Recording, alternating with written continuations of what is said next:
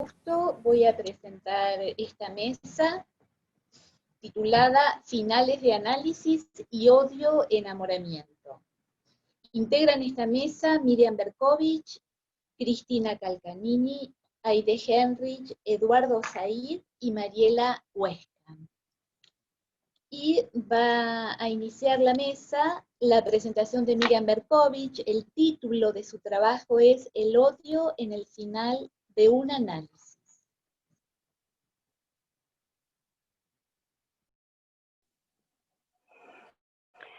Bueno, buenas tardes. ¿Se escucha bien? Bueno, muchas gracias a la comisión por estas jornadas, pero cuánto extraño el cafecito entre mesa y mesa. En fin, bueno, voy a leer mi trabajo. El odio, destino de la pulsión en el final de un análisis. El odio es un modo de relación al otro anterior al amor. Surge del rechazo primordial al mundo exterior por ser fuente de estímulos perturbadores. El rechazo primordial es condición necesaria para la existencia misma. Esta es la afirmación que sostuvo Freud desde el comienzo y que Lacan retomó. Nuestro ser, o lo poco de ser que tenemos, es efecto de esa operación, condición de posibilidad que determina cierto aspecto de la vida pulsional. Sin ánimo de llenar de citas lo que intento decir, pero como marco para orientarnos, como telón de fondo de lo que me gustaría transmitir, quiero compartir algunas afirmaciones de Freud y de Lacan. De Lacan, el odio está en la base de todo parletre por el hecho de existir. Estamos seguros de nuestro ser cuando no pensamos. El francés le provee una homofonía preciosa. Il est, il est. El odia, el es. Suenan igual. Estos dos, el amor y el odio, no van sin esta tercera que se suele pasar por alto, la ignorancia en tanto pasión. Y de Freud, la pulsión de muerte requiere de un subrogado, la pulsión de destrucción, a la que el odio marca el camino.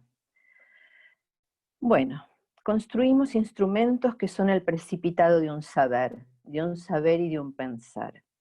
En el tiempo en el que Descartes piensa, Galileo construye su telescopio. Hay una íntima relación entre el telescopio que desafía la Inquisición y la razón que interpela a Dios.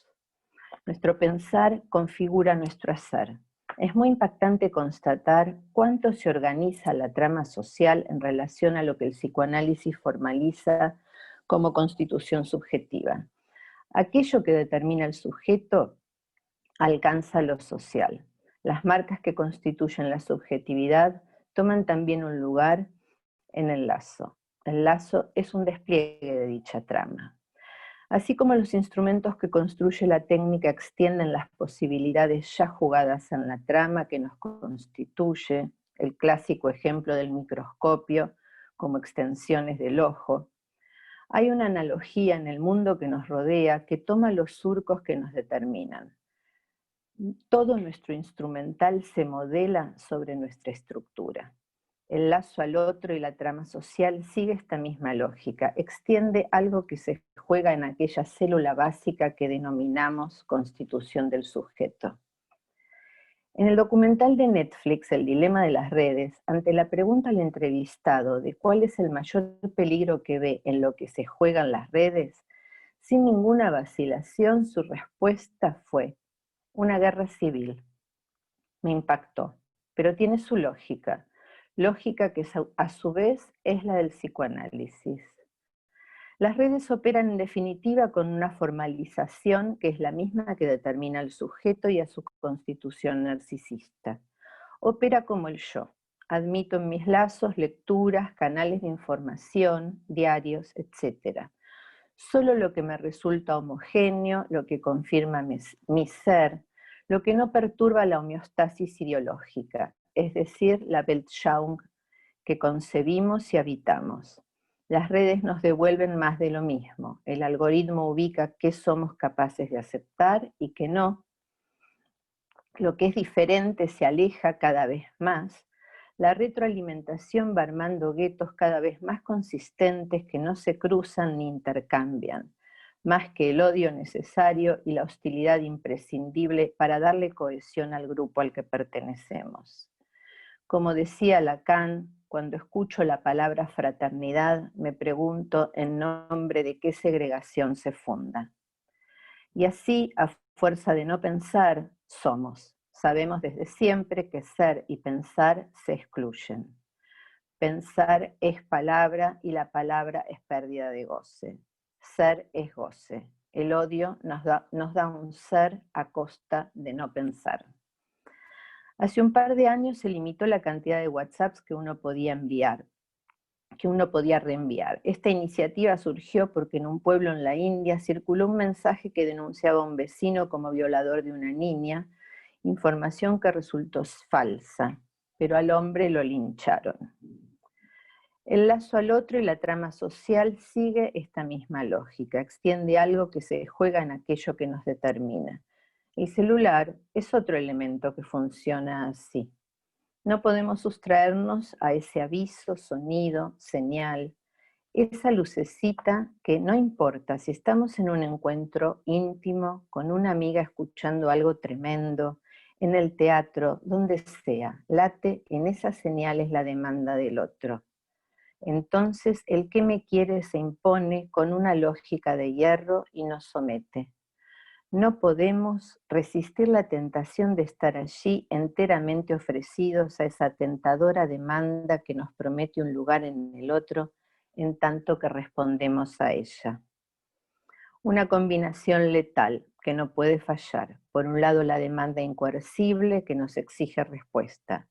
Y por otro, la eliminación de la alteridad que representa una perturbación de la homeostasis a la que aspira el yo con su destino de muerte. El lazo al otro nos interpela, nos confronta con la dificultad o el desafío de pensarlo para intentar hacerle lugar a alguna transformación posible. En la clase del seminario 10 de noviembre del 62, el niño, luego del júbilo por el encuentro con su imagen, girará su cabeza dirigiéndose a ese otro.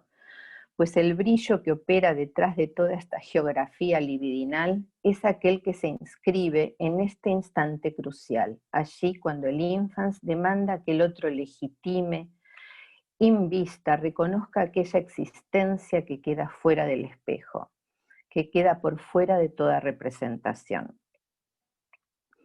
El sujeto solicita un reconocimiento que trascienda cualquier satisfacción narcisista de la madre, el desafío de legitimar la opacidad, el enigma irrepresentable que todo sujeto alberga. Esa es la perla oculta, reserva libidinal, extimidad, que le dará una textura a su vida tan particular y tan ligada a la libertad. Esa libertad que libera al sujeto de la servidumbre imaginaria, tan tentadora para la neurosis en cada encuentro de los tantos amos que se le cruzarán y lo tentarán en su vida. Quéreme por lo que no soy, por lo que no tengo, por ese algo inaccesible.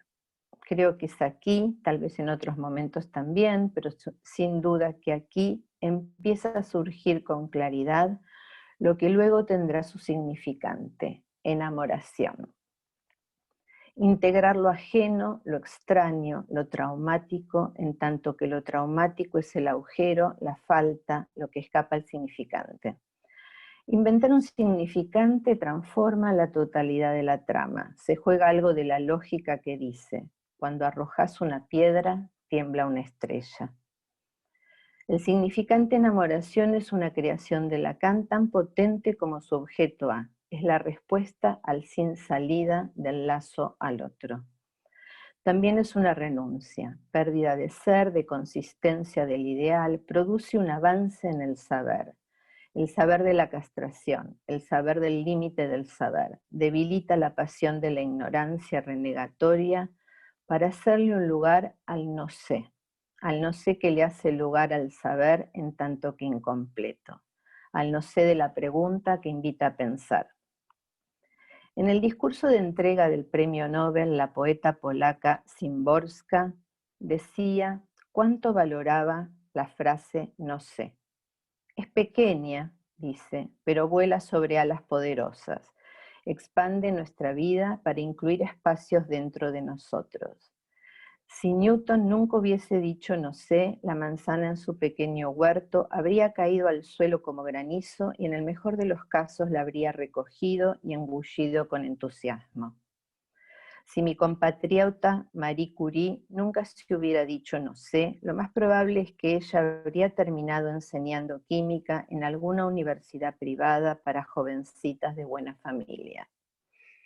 Pero ella continuó diciendo no sé, y esas palabras la encaminaron no una, sino 2 veces a Estocolmo, donde los espíritus inquietos y cuestionadores son ocasionalmente galardonados con el premio Nobel. El ser se pierde cuando el no sé toma un lugar y gana el deseo. Propongo que el significante enamoración opera así en el campo del amor.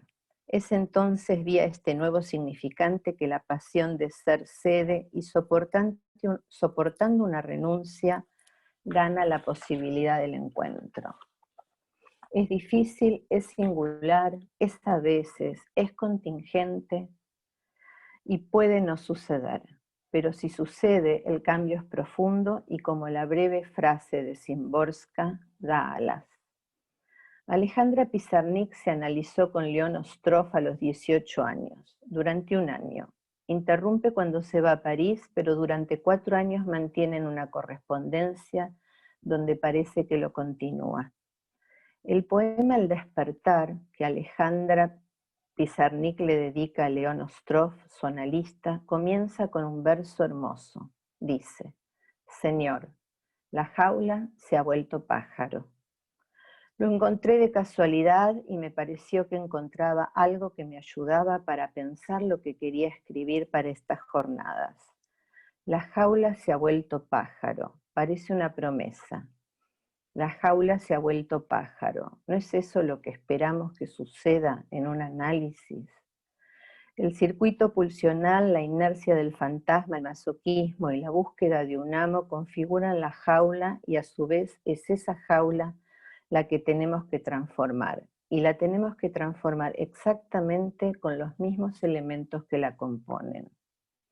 El análisis es la experiencia que lo hace a veces posible.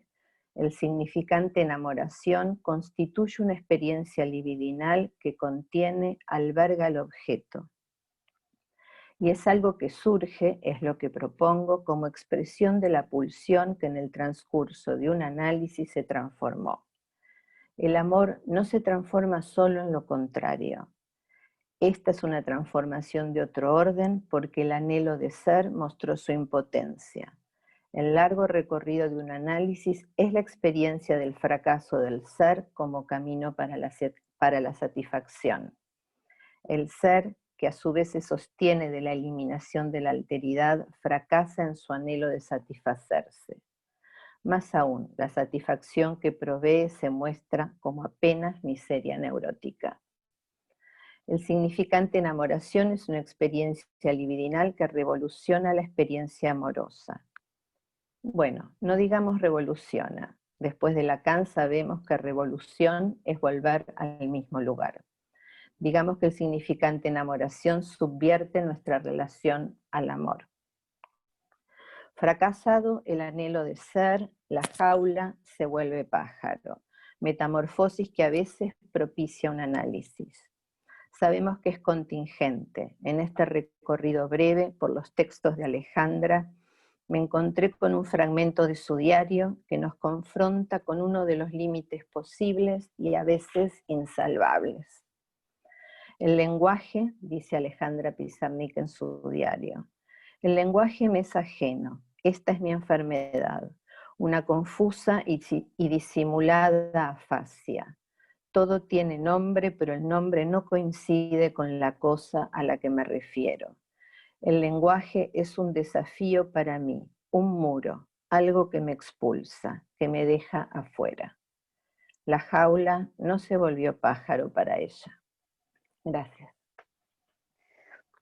Muchas gracias, Miriam. Escuchamos ahora a Cristina Calcanini. Su trabajo se titula Finales, impases e interrupciones del análisis. Hola, buenas tardes. Bueno, quiero agradecer a quienes han hecho posible esta jornada en estos tiempos tan difíciles, especiales de la vida de todos. Así que vaya mi agradecimiento a la comisión directiva y también a ustedes que están aquí en esta tarde hermosa de sol para ir a pasear, están aquí sosteniendo esta hermosa escena. Bueno, hermosa, no sé, qué sé yo. Empiezo. Nuestra práctica psicoanalítica pone en el banquillo la cuestión del saber, ya que no se trata del conocimiento ni del saber de la conciencia, sino que ponemos en juego la transmisión del inconsciente, que definimos como un saber no sabido que sabe y que habla en lo que decimos a través del tropiezo discursivo, en la acción fallida, en el enigma de los sueños, de quien está en posición analizante y en el que ubicamos el efecto sujeto.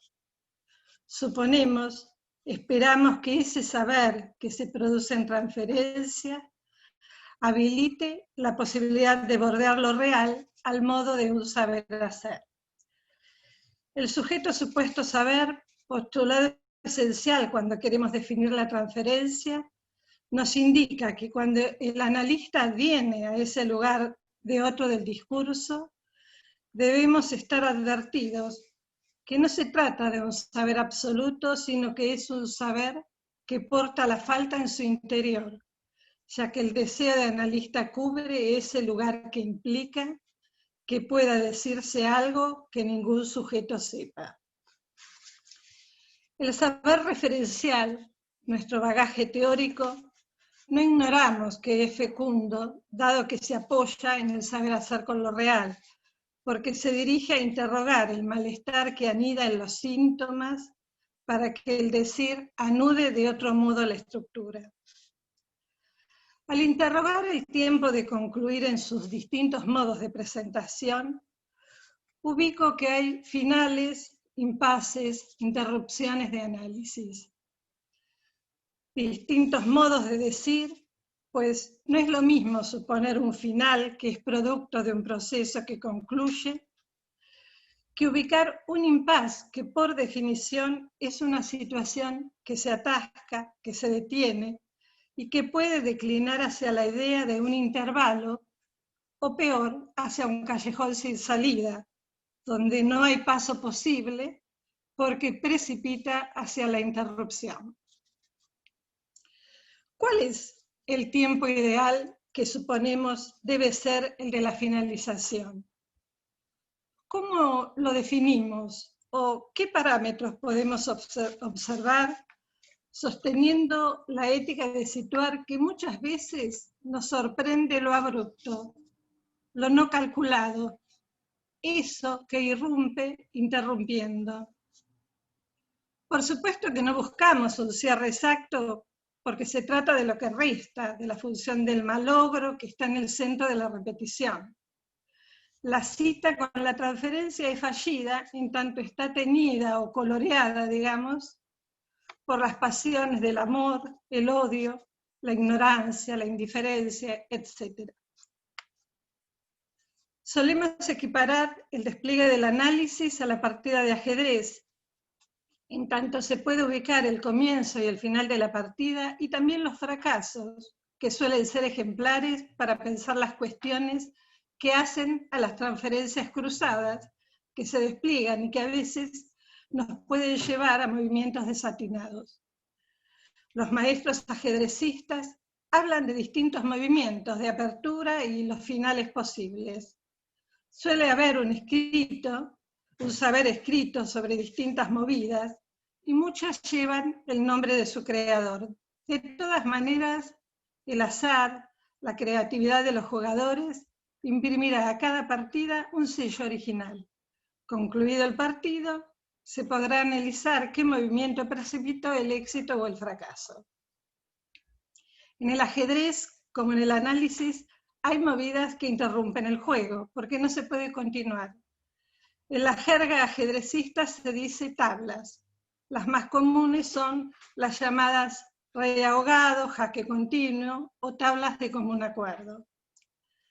En esta ocasión, algunas pinceladas sobre el modo de concluir algunos análisis cuyos analizantes transitan el tiempo de la niñez hacia la adolescencia y que nos permite ubicar algunos obstáculos discursivos, ya que en tanto el juego transferencial es abierto por los padres, a veces el cierre también se produce en su discurso.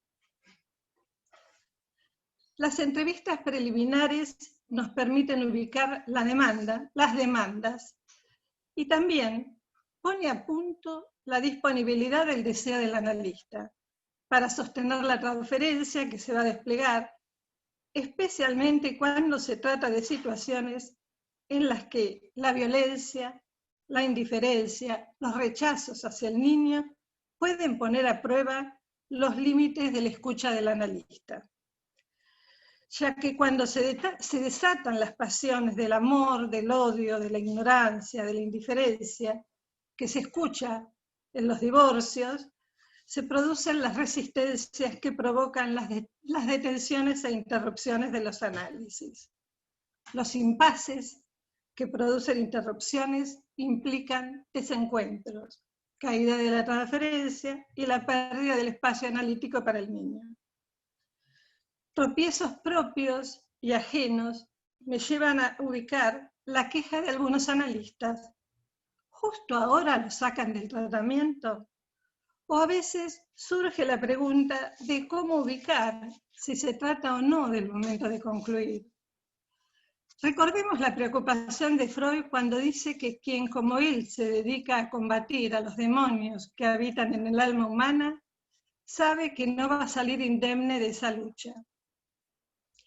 Hablaba de su confrontación con Dora y su padre, y comenta que cuando ella vuelve luego de interrumpir su tratamiento, a él le bastó una mirada a su rostro para adivinar que no tomaba en serio ese pedido, y afirma que la disculpa por haberlo privado de la satisfacción de liberarla mucho más radicalmente de su penal. Bueno, vaya mi agradecimiento a la honestidad de Freud. ¿Qué no pudo ser escuchado o soportado por el analista? ¿Qué provocó la caída de la escena? ¿Transferencias sin análisis? ¿Transferencia en los bordes?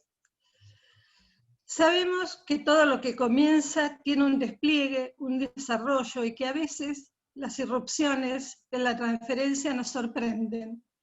Y por distintas razones no las podemos enlazar, ya sea porque se plantea la transferencia negativa o peor, la reacción terapéutica negativa. Son experiencias que abren preguntas y a veces nos gustaría ampararnos en nuestro bagaje teórico para poder dar cuenta de lo que allí se atravesó. Veamos si Freud nos ayuda con esta cuestión. Él se pregunta, ¿habría conservado a la muchacha para el tratamiento si me hubiera atrevido a representar un papel exagerando el valor que ella tenía para mí? Si le hubiera testimoniado un cálido interés, por más que su posición de médico lo atemperase. Bueno, lo leí como si en primera persona, pero bueno, Freud se interroga sobre esto, ¿no? Él admite que si hubiera hecho eso, hubiera estado sustituyendo la ternura que ella esperaba de él. Y nos dice que no sabe, que estaba advertido de las resistencias que salen al paso y que siempre evitó asumir papeles y se contentó con un arte psicológico más moderno. Freud nos advierte de estos momentos en la transferencia, en que en un primer momento, ubicado en el campo simbólico, vira hacia lo imaginario para dar lugar a que lo real del objeto haga su despliegue. Del lado del analista, la abstinencia pone límite. Lacan también nos advierte la importancia de mantener la distancia entre el ideal del yo y el objeto A en la transferencia. Se trata de los tiempos en que el analista es llamado a subir escena para jugar desde ese lugar sus intervenciones. La posición analítica que propongo, digamos, es la de escucha activa, que no implica querer comprenderlo todo, ni tampoco darle sentido a todo lo que sucede, sino que se trata de hacer lugar a lo real que se precipita en la transferencia para que el decir produzca la transmutación de los goces retenidos. Esta vertiente real de la transferencia debe tramitarse.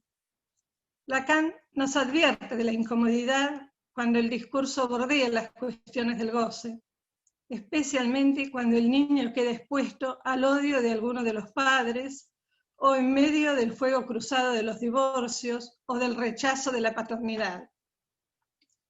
Momento difícil en el que a veces se juega la resistencia del analista, los puntos ciegos, los prejuicios, los rechazos, las posiciones superyoicas, ya sea que no se puede escuchar o que se escuche y quede en posición pasiva y no pueda operar una intervención a tiempo. Mi propuesta apunta a que en esos momentos en que la posición del analista, sostenida en la transferencia amorosa ligada al saber, declina, mostrando su cara odiosa, me parece importante poder sostener el viraje de la transferencia hacia el saber hacer con el juego, ubicando en primer lugar de qué estofa está hecho eso que irrumpe. Vuelvo a evocar, como dice en la Lacano, el cuento de Kafka en el que Odradek era el nombre de ese ser inmortal que irrumpe preocupando al padre de familia y que a simple vista parece un carrete de hilo de forma de estrella, hecho de pedazos de hilo de todos los tipos y colores, anudados, apelmazados.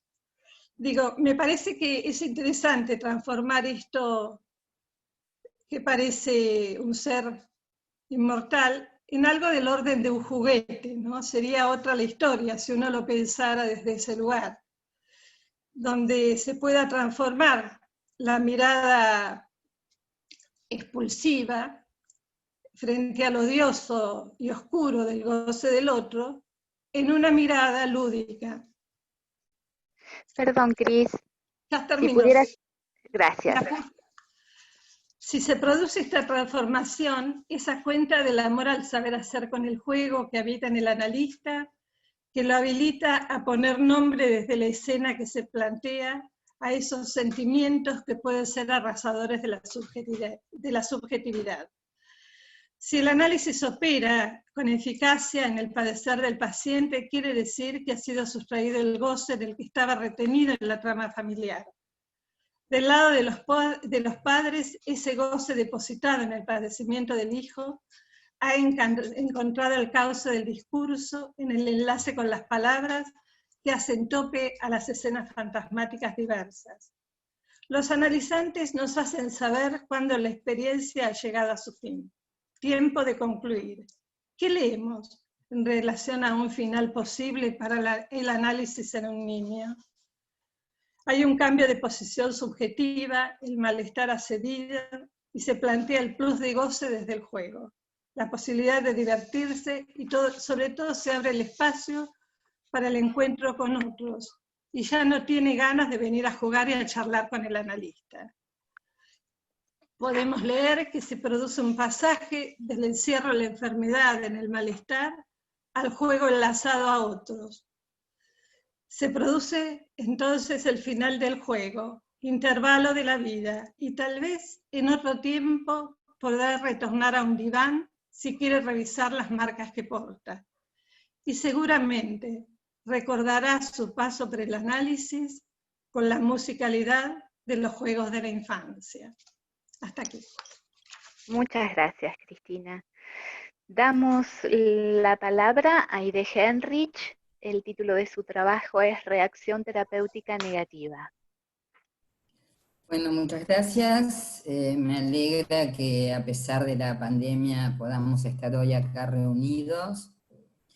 Y voy a empezar mi trabajo con una cita de Sigrid Siegfried Siebert, citado por Henning Mankell en Zapatos Italianos, que dice: el amor es una mano tierna que muy despacio hace que el destino se aparte. Preferiría no curarme, podría ser una manera concisa de resumir lo que tanto Freud como Lacan conceptualizan como reacción terapéutica negativa. Esta inquebrantable resistencia a la cura, que puede dar lugar a que un análisis fracase, se relaciona con la pulsión de muerte, el masoquismo, la melancolía, el superyo y la necesidad de castigo, y conlleva lógicamente un riesgo suicida.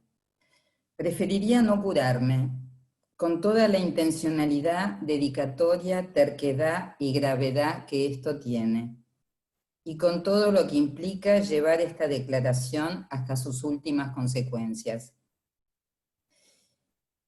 Esta frase la tomo prestada del cuento de Herman Melville, Bartleby, el escribiente, donde recordarán que Bartleby es contratado por un abogado para oficiar de escribiente y es un empleado ejemplar que copia sin descanso y sin error hasta que se le solicita algo diferente, que ayude a revisar un documento en vez de copiar. Pero resulta que Bartleby preferiría no hacerlo.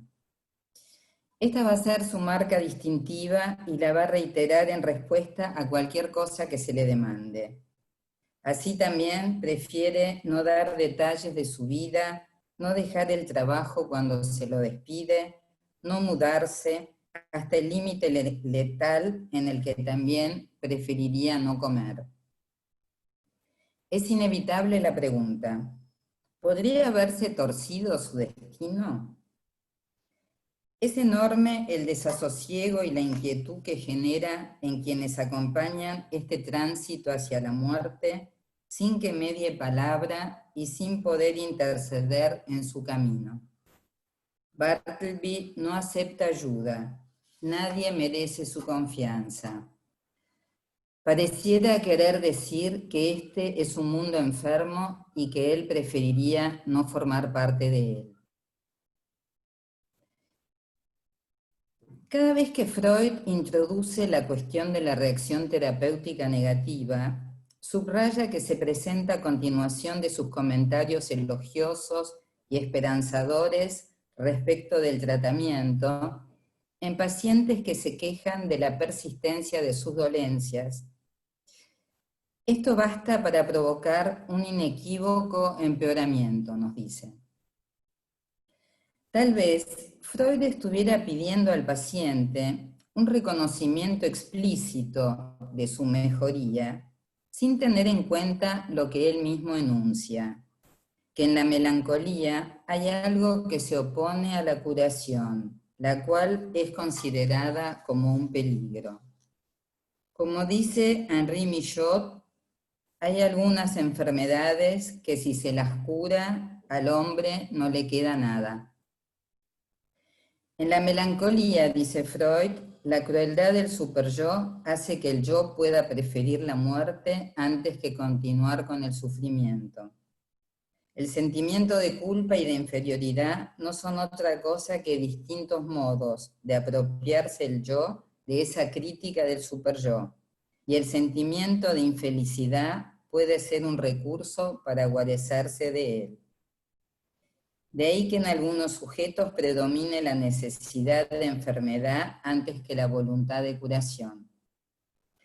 Una vez quise alentar a una paciente melancólica que se quejaba de lo mal que se sentía, mostrándole cuánto había mejorado desde que había empezado el tratamiento.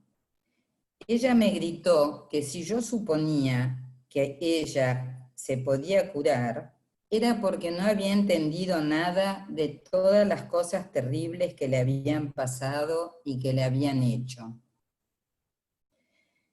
Este episodio me sirvió para pensar que si por un golpe de suerte, por un azar de la vida o de la transferencia, la cura de un paciente melancólico avanza, tiene que ser muy disimuladamente. En el seminario 5, aunque también casi 20 años más tarde en la Conferencia de Ginebra, Lacan nos enseña que el estado depresivo, melancólico, se establece en la medida en que el sujeto se encuentra en posición de exclusión, de rechazo por parte del ideal del yo. La introyección del ideal del yo como instancia simbólica introduce el rasgo unario, que permite la identificación inaugural del sujeto al significante radical, soporte de la cadena significante. La escena que nos ofrece Lacan es la del niño, quien, regocijado ante el reconocimiento de su propia imagen en el espejo, gira la cabeza buscando la mirada del adulto que lo sostiene. ¿Qué es lo que busca el niño? La respuesta a una pregunta. ¿A cuál de los dos prefieres? ¿Al que giró la cabeza y requiere de tu mirada, este que está acá afuera del espejo, el yo verdadero, el ich? ¿O preferís al yo ideal? El cruce de miradas entre el niño y el adulto conlleva la mirada de asentimiento donada por el otro y se interioriza con un signo, ein einziger Zug. Esa introyección simbólica pacifica la rivalidad especular y la mirada de asentimiento tiene el valor de un signo de amor. De no producirse, cobra ferocidad el odio gozoso del superyo con su imperativo de goce, imposible de satisfacer. Entonces, si ese asentimiento no se produce, el yo no podrá verse como amable. Ese signo de amor es fundamental porque es el que da origen a la autoestima o sentimiento de sí. La autoestima está tan banalizada en los libros de autoayuda que suele tener poca consideración entre nosotros, pero es fundamental para vivir. Hay un modo extrañamente tierno y sencillo en que lo dice Lacan en el seminario 11, haciendo referencia a un primer tiempo de la transferencia. No hace mucho tiempo una niña me decía graciosamente que ya era hora de que alguien se ocupase de ella para que se pareciese amable a sí misma. Y agrega, el sujeto mantiene una relación con su analista cuyo centro está al nivel de ese significante privilegiado que se llama ideal del yo, por cuanto que de ahí se sentirá tan satisfactorio como amado. Es decir, que la introyección del ideal del yo también va a ser condición para que un análisis se avisore como posible. Como contracara, en el seminario 5, Lacan va a articular reacción terapéutica negativa, cadena significante y tendencia al suicidio, en relación a no haber sido deseado por el otro primordial. Si se aproxima a esa historia de rechazo, el sujeto no aceptará entrar en el juego significante y el análisis chocará con la barrera de la reacción terapéutica negativa. Dice así, en nuestra experiencia encontramos el carácter específico de la reacción terapéutica negativa en la forma de aquella tendencia irresistible al suicidio que se hace reconocer en las últimas resistencias con las que nos enfrentamos en sujetos más o menos caracterizados por el hecho de haber sido niños no deseados.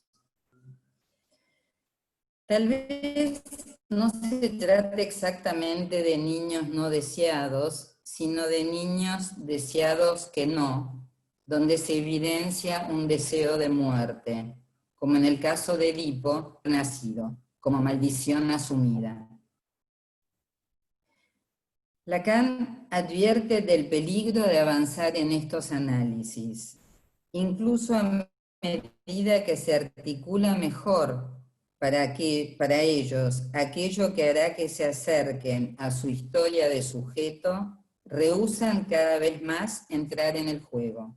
Quieren literalmente salir de él. No aceptan ser lo que son. No quieren saber nada de esa cadena significante en la que solo a disgusto fueron admitidos por su madre. Y Lacan dice, lo que podemos palpar es que el sujeto, en su relación con el significante, a veces, cuando se le pide que se constituya en el significante, puede negarse, puede pronunciar un no, no seré un elemento de la cadena. Y aquí introduce una palabra en alemán, Absagungszwang, que traduce como esa necesidad interna de repetir la misma negativa. Literalmente sería la compulsión a decir que no. Preferiría no ser un elemento de esa cadena. Preferiría no ser cómplice de esa indignidad a la que se me convida. Ya me he servido en otras ocasiones del libro Nación Prozac de Elizabeth Wurzel a modo de material clínico. Es un libro autobiográfico de una chica melancólica con intentos de suicidio, adicciones, anorexia, bulimia y una marcada adherencia a las personas, lo que Freud llamaría relaciones narcisistas. Dice así: ellos creen estar haciendo todo lo posible y no funciona. No tienen ni idea del pozo de miseria, el pozo sin fondo en el que me encuentro. Tendrán que hacer más y más y más. No saben siquiera cuánto voy a exigir de ellos antes incluso de pensar en recuperarme. Es demasiado tarde y estoy segurísima de que siguen sin oírlo. Tienen que intentar llegar a mí, aunque eso les suponga dejar de comer, de dormir, de respirar aire fresco durante días. Tienen que intentarlo hasta que mueran por mí. Tienen que sufrir igual que yo. E incluso entonces no será suficiente. Perdona, Hay Aide, sujetos... si pudieras ir concluyendo en 2 minutos. Sí, 2 minutos. Hay sujetos que no perdonan y pueden inmolarse en su afán de reconocimiento o de venganza. La reacción terapéutica negativa, comandada por la pulsión de muerte, provoca el rechazo de la cadena significante y de cualquier tentativa de histerización. Entonces, si se trata para el sujeto de reivindicar una verdad que no ha sido jamás escuchada por el otro, la pregunta es si todavía es posible que esto se revierta en la escena de la transferencia. Porque también en el análisis el sujeto puede volverse hacia el analista y preguntarle: ¿qué piensa usted de esto que le estoy contando? ¿Es usted confiable? Y ahí, cada gesto del analista será minuciosamente interpretado para saber si da su signo de asentimiento. Si esto sucede, el sujeto podrá, tal vez, a condición de no darse cuenta, entregarse al amor de transferencia y comenzar a amar al inconsciente en vez de rechazarlo.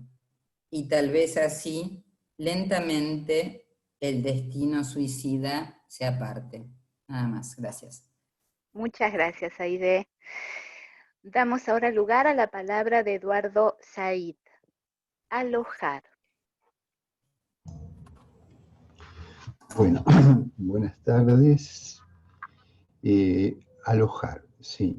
Ese es el breve título que me aconteció como parte de un enfoque que tiende a pensar los fines del análisis y la contingencia de que en esos contextos se produzca la posibilidad de alguna forma diferente de amar.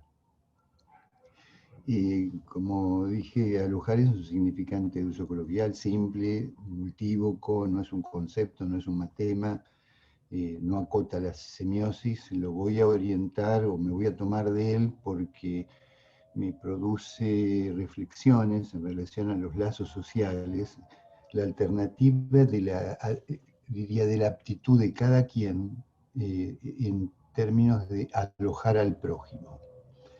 Digo, de los lazos sociales, de las relaciones de pareja que a veces llegan al consultorio, y de la clínica de psicoanálisis, de la posición del analista, y no deja de ser una pregunta que me retorna a mí mismo, con un mí mismo que no es estrictamente mi yo. Si habita en mí esa capacidad de alojar. Cuando me planteo el tema de los fines del análisis, lo pongo así en plural porque apuntaría no tanto al plural, sino hacia dónde se destina el análisis.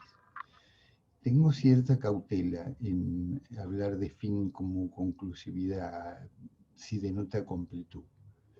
Sabemos que los analistas tramitamos el tema de los finales del análisis sabiendo que no se trata de un completamiento, tal vez sería la forma de despejar aquello que recubre con un goce parasitario la falta en ser. Si el análisis depara un sujeto advertido de la irreductible y propicia escisión. Yo escribí un texto sobre el sujeto advertido que presenté hace unos años en la escuela, donde, referenciándome desde Jean Lacan, la advertencia se hace presente en relación a la escisión misma. Una especie de asunción de la escisión, asunción de la castración. Si a su vez posiciona al sujeto en un saber hacer con la decisión misma, sin por ello melancolizarse, no dejo de escuchar la resonancia del trabajo de Gaidé, si se da la alternativa de elegir en el margen condicionado en que se elige forzadamente, sabemos que no hay elección, o posiblemente no haya elección que no implique también algo de la pérdida. Y yo suelo acentuar el tema de la elección porque tengo cierta convicción de que en el psicoanálisis lacaniano, sobre todo con la noción de sujeto en Lacan, el margen de electividad y de decisión está muy restringido por el acento puesto en la condición de efecto. Yo creo con convicción de que, decurrido un análisis sostenido y una posición analizante aún después de la escena analítica, cada uno de nosotros tiene posibilidad de elegir, de tener ciertos goces selectivos. Bueno, avanzo entonces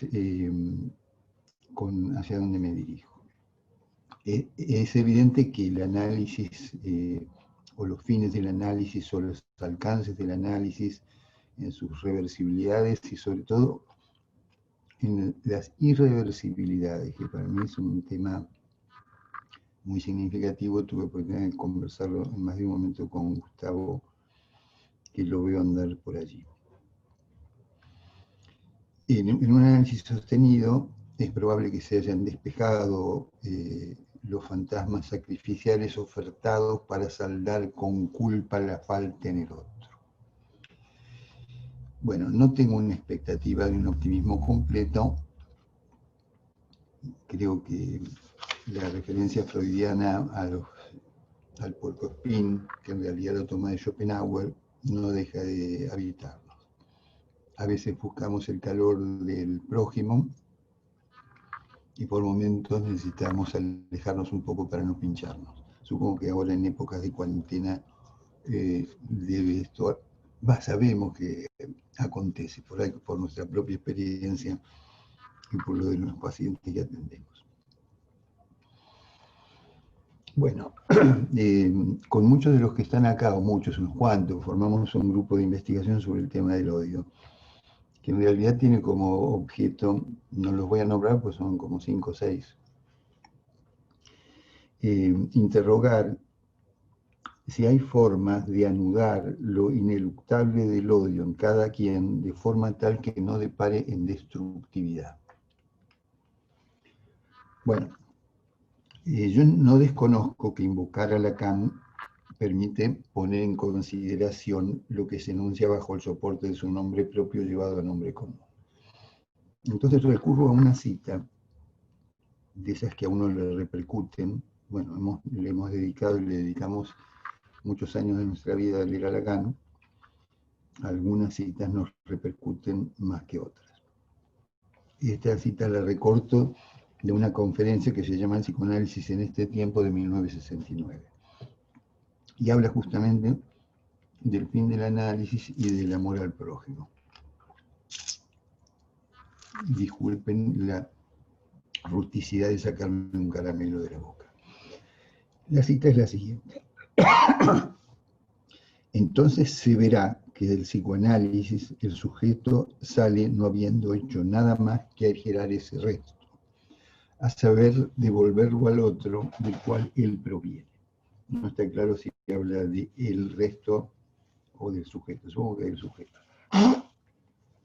Pero abandonando así su deuda, puede anular al acreedor mismo. Frase contundente en la que creo que tiene sus límites la anulación del acreedor. Todo un tema si es anulable la culpa, si hay una posibilidad de una transformación completa de la culpa en responsabilidad. Y sigue Lacan diciendo, ya no tiene más necesidad de la demanda de ese otro para sostener su propio deseo. Él sabe que su deseo está formado en la zona que hace barrera al goce. Y acá viene la parte que a mí en todo caso me termina motivando con mayor énfasis. Se satisface con este vacío donde él puede amar a su prójimo, porque es en ese vacío donde lo encuentra como sí mismo y es solo de ese modo que puede amarlo. Para mí es una frase muy interesante para pensar en la alternativa de la posibilidad o potencialidad en cada quien de alojar al otro. Bueno, ahí son, bueno, voy a ir salteando algunos párrafos. Bueno, dije antes que es difícil anular al acreedor, que tengo una sospecha de que esto no es del todo posible, y que si bien es cierto que podemos alivianar la posición sacrificial, quejosa y victimal de la neurosis, algo de eso es posible que reaparezca en el contexto de la mutación de goces que puede producirse en cada quien. Me genera todo un tema del cual tal vez no tengo tiempo de hablar, que es el uso del término resto. Hoy escuché un trabajo muy extenso y muy bien fundamentado por parte de Carotti en relación a alguien que supo hacer con el resto, que tal vez haya sido la alternativa de su síntoma. Sí tengo cierta cautela, porque Lacan usa mucho la idea de resto, basura, tomando de Santo Tomás y Cutpalea, porque estoy advertido, por lo menos creo estarlo, de que el devenir resto puede pasar también a la exaltación. El engolamiento narcisista puede encontrar también esa endija. Y evoco un chiste de raigambre judía que se lo escuché decir a José Suberman, lo trajo, que alude a que aún para parecerse un don nadie se esperarían ciertos atributos a la mirada de los otros. ¿Quién se cree que es para hacerse el don nadie?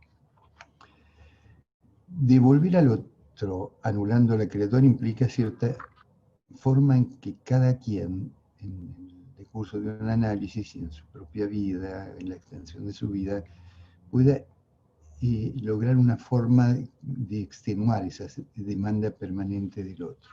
Lacan habla de anulación, y tal vez yo tengo más influencia de la obra de Freud, o tal vez de ciertos gradientes, un gradualismo que está un poco tenso con el estructuralismo. y yo diría morigeración, aligeramiento. Prosigo entonces con lo que decía en la cita. Allí el propio deseo hace barrera al goce. Lacan utiliza la noción de goce cuando no explicita a qué se refiere, básicamente como un goce perturbador de una alteridad de carácter superyoico. Bueno, lo repetí un montón de veces, estoy muy influenciado por la lectura de Allen y de Bale en relación al superyo, y no creo que los goces de la vida puedan tener esa restrictividad para referirlo solamente al topos del superyo.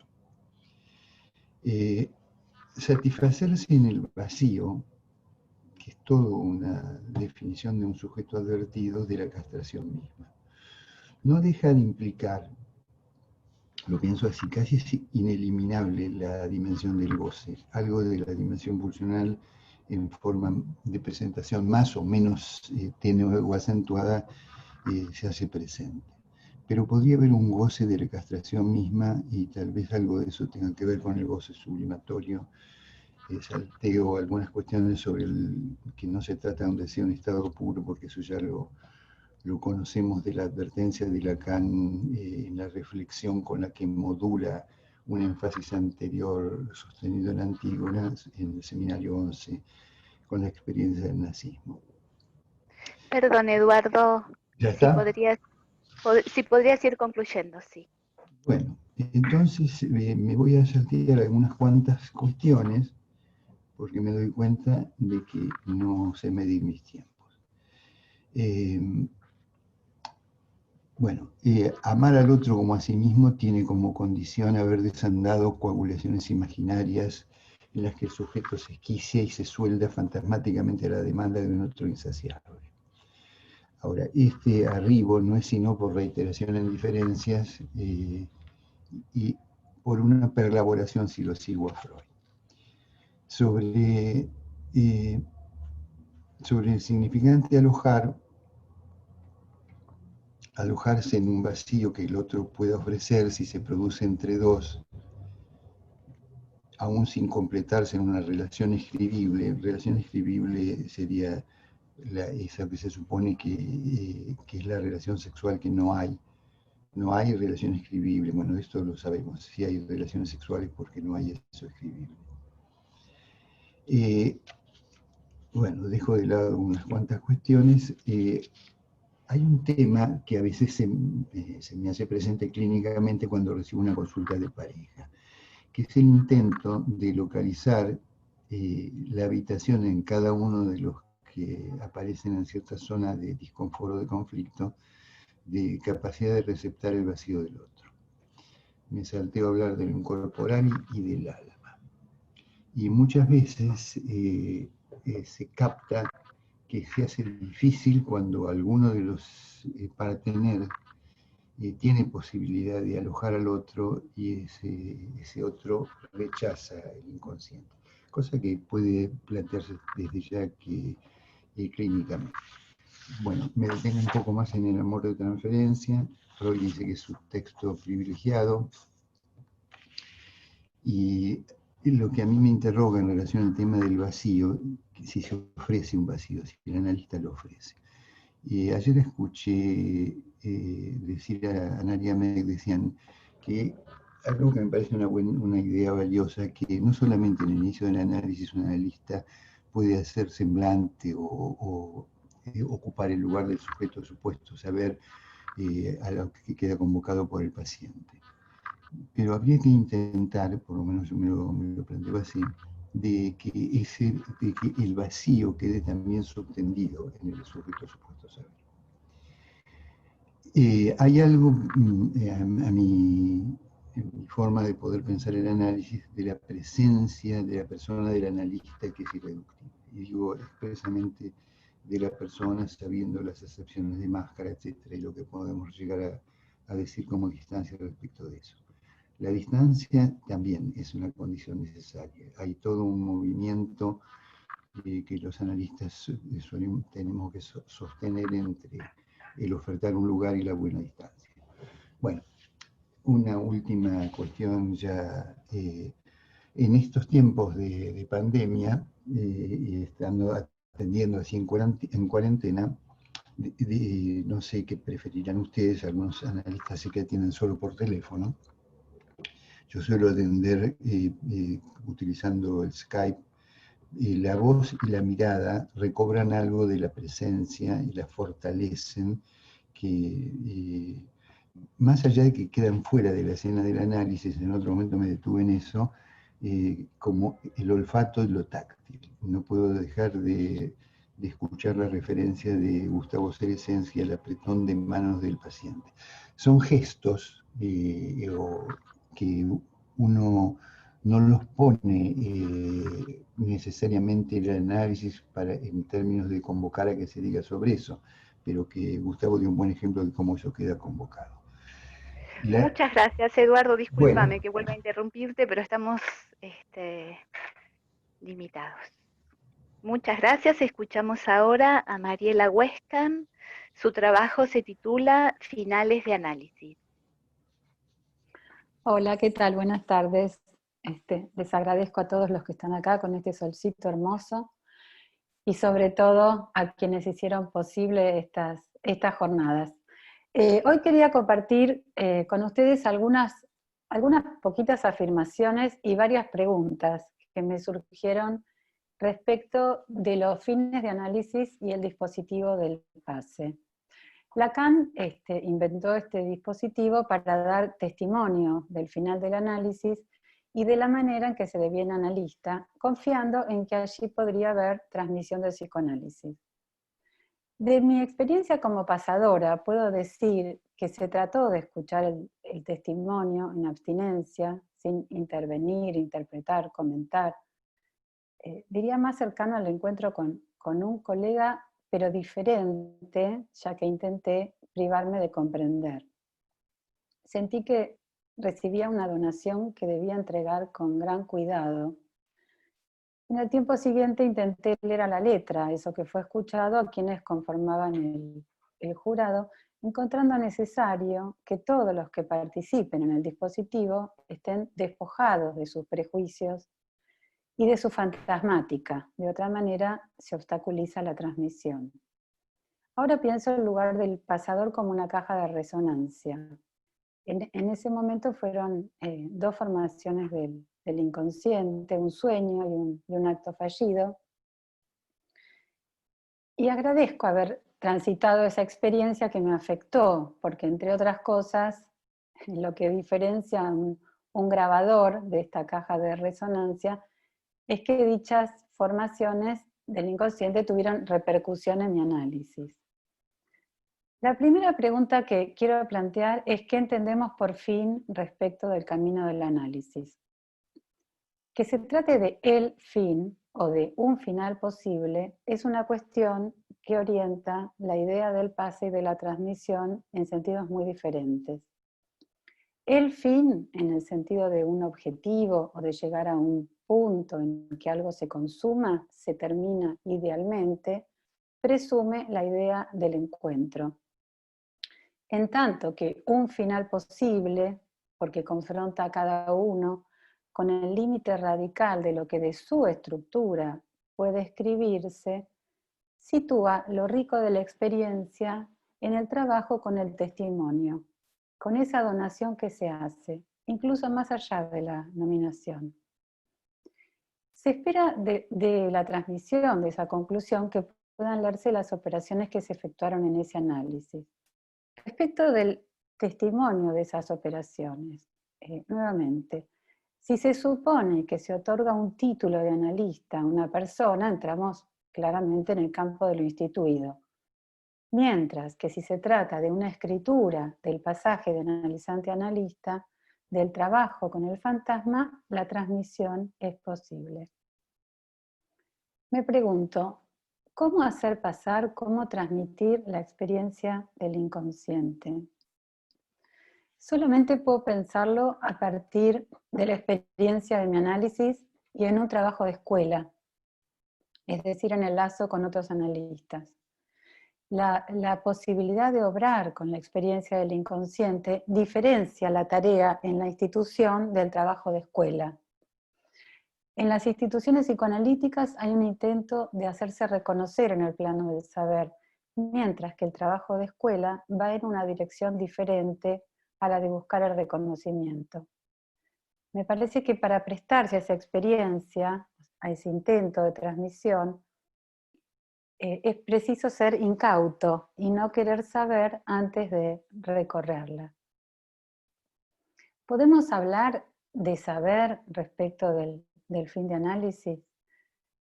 Me parece que la acumulación de conocimiento, como decía recién Cristina, se enseña, mientras que lo que se transmite es el saber hacer con ese saber agujereado por la imposibilidad. Si se acepta la deuda que la castración instaura, se transmite sostenido en esa imposibilidad. La imposibilidad no tiene ningún brillo fálico. Lo que tiene valor fálico es la potencia, que podemos ubicarla imaginariamente en distintos lugares. Si el final de análisis hace relucir, creo que evidentemente se trata de otra cosa. Idealizar el fin como un pasaje a un tiempo de superación asintomática, a una dimensión de liberación deseante, de liviandad sublimatoria, de dominio del goce, sería hacer desaparecer lo más incalculable del pase o hacer del psicoanálisis una religión. Lo cual también ocurre cuando nos ubicamos como parte de una parroquia que avanza en conjunto hacia una misma dirección, cuando se afirma un enunciado porque Freud o Lacan lo dijeron, sin posibilidad de interrogarlo, o cuando no se puede hacer lectura de un texto porque la persona que lo escribió es de un discurso que se ubica imaginariamente como enemigo. Lo transmisible del psicoanálisis es correlativo de la caída de ideales que fascinaron y a los que se seguía sin cuestionar. Por eso no se trata solo de contenidos, sino de la enunciación que soporta el decir. Transmitir es conducir, ser el medio a través del cual se pasa algo desde un lugar al otro. Es un traspaso, ceder el dominio. La transmisión necesariamente pone en juego el perder algo para cederlo a otro. En los recorridos del análisis caen identificaciones, lo cual implica momentos muy difíciles de despersonalización, se conmueven los ideales, se confronta con que el otro no existe, y esto afecta al cuerpo transformando los goces. Se va escribiendo la particular gramática que sostiene el fantasma. Se produce un saber hacer con lo sintomático de cada uno. En los tramos finales no se trata de la historia familiar, del Edipo, del sentido y de la significación fálica. Me parece que hacer el pase no es hacerse historiador de uno mismo, aunque el armado y desarmado de la historia es necesario. Creo que justamente lo que cae es la historia edípica, que va siendo contingente, va perdiendo sentido. Puede ser muy angustiante la vivencia de que el otro no está encarnado. La experiencia de que no hay garantías puede llevar a la máxima soledad. Por un lado, el alivio por el cese del pedido de aprobación, pero por otro lado, si cae la pregunta sobre qué se espera de mí, el sentido de a quién respondemos, a quién nos dirigimos, si no estamos ya sujetos a la demanda y en otro tiempo al deseo del otro, ¿qué nos sostiene? Cuando quién no existe y cae el lugar de garantía, dejamos de estar sostenidos en el deseo del otro y es preciso recrear esto. Entiendo que seguimos sujetados al lenguaje y sosteniendo la inexistencia de la significación definitiva, nos mantenemos dentro del sentido, lo contrario sería la locura, ¿no? El otro no está encarnado, pero estamos en el lenguaje, pudiendo crear, gozando de la lengua, ¿no? Teniendo la posibilidad de crear con el vacío que a cada uno lo habita. En ocasiones, como respuesta, nos encontramos con el descreimiento. Otras veces se arma como una tragedia, o la revelación de que se espera nada lleva al derrumbe melancólico. La desaparición del otro se enlaza con la caída del objeto que fuimos para el otro. Cuando eso pierde sentido, cuando no se está más representado ahí, se reconoce el propio vacío. Entiendo que esto confronta ya no con la falta, sino con el agujero de lo simbólico. O sea, no como algo que falta, sino como propiedad de la estructura. Hay entonces un claro registro de la muerte que se pone en juego y que es preciso se articule a la creación de lo vivo. Me pregunto, ¿se podría pensar que la ubicación de la falta lleva a la caída fálica y el agujero al trabajo con el objeto? Ese límite es lo que exige reinventar a partir de la verificación de lo insoportable que el encuentro con lo real implica. A partir de esos mínimos trazos a los que nos reducimos, siendo necesarias innumerables vueltas y vueltas de blabletas, precipita la letra que permite escribir alguna conclusión que arroja una verdad respecto de la cifra ciega de la singularidad. Creo que eso es posible cuando el trabajo de análisis se hizo no solamente en la vía de la caída del ideal, sino en relación con el objeto, es decir, a través del fantasma. Las identificaciones que se juegan en torno al objeto se develan y se conmueven en el trabajo con el síntoma. El psicoanálisis no apunta solamente a cuestionar los ideales, sino que en el final se trata de saber hacer con el síntoma transformándolo en otra cosa. La jaula se ha vuelto pájaro, decía tan hermosamente Miriam recién, ¿no? Entonces, esto sería, podríamos pensar que esto es la cura de las neurosis. ¿Es posible pensar en la disolución de la neurosis? Claramente desde allí se redefine la relación al otro y a los pares. Entonces, como efecto, puede haber un movimiento respecto del lazo al otro, en donde no se trata de la lucha por el lugar, ni del amor por el semejante que nos refleja, sino de sostener la diferencia. Si se conmueve el deseo al otro y la referencia a la mirada, no se está a la espera de reconocimiento.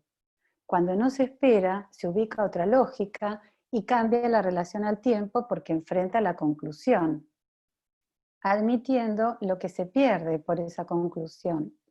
Quedan mínimos sentidos, pocas palabras, todo se va reordenando y resumiendo a casi nada. Conclusión que la pienso en el sentido de la disolución y no de un resultado. Puedo pensar en la caída de la función nominante en ese tiempo. Inicialmente es preciso que el otro nomine para que un sujeto pueda luego apropiarse de un nombre. El nombre propio será un cifrado que se va construyendo en el camino del análisis y las huellas de la transferencia se descubren en esas letras que son efecto de un trabajo de lectura y escritura.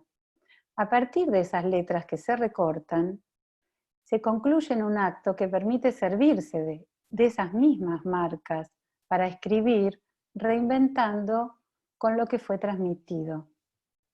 Tal vez podría pensar que ahí donde el sujeto ya no está representado, el agujero del otro posibilita articular de otro modo el trayecto pulsional. Las vueltas por el fantasma revelan la dimensión del objeto y hacen caer el ser de sentido que sostenía el fantasma. Eso despliega el tramo final del análisis que se evidencia en el trayecto pulsional entre el enmudecimiento que hacía consistir el fantasma y el hacerse escuchar. A partir de la experiencia de mi análisis puedo ubicar que el trabajo con la mirada llevó al de la voz, al trabajo con lo invocante, con ese objeto caído del órgano de la palabra, particularmente con el desgaste del super yo como uno de los destinos de la voz. En esos recorridos me parece que el analista también puede pensarse como una caja de resonancia, en el sentido en que permite hacer escuchar la voz que resuena y pasa. Lo invocante se sostiene en el deseo del otro, otro que sostiene y a la vez reclama obediencia y sujeción. Mandato que se disuelve en los tiempos finales permitiendo gozar de la voz de otro modo. Me pregunto si podríamos pensar que se trata de una travesía desde lo nominante como marca, como designio, a otra nominación que haga agujero. Me refiero a una nominación que no nombre un logro, un atributo, sino justamente la producción de ese vacío. Bueno, dejo acá. Muchas gracias, Mariela. Bueno, abrimos un espacio de preguntas, comentarios. Tenemos un